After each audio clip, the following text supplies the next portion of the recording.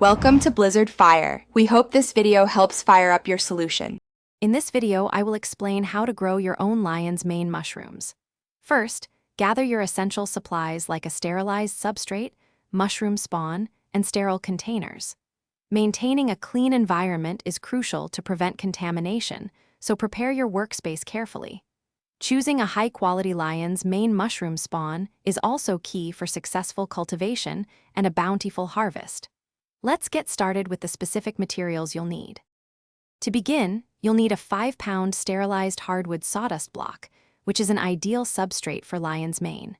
Next, acquire 10 milliliters of liquid lion's mane mushroom culture or a bag of grain spawn. Don't forget a spray bottle filled with distilled water and a clean, clear plastic tote, which will serve as your humidity chamber later on. These items form the foundation of your mushroom growing setup. Now, for inoculation, carefully inject 5 milliliters of your liquid culture into the substrate block using a sterile syringe.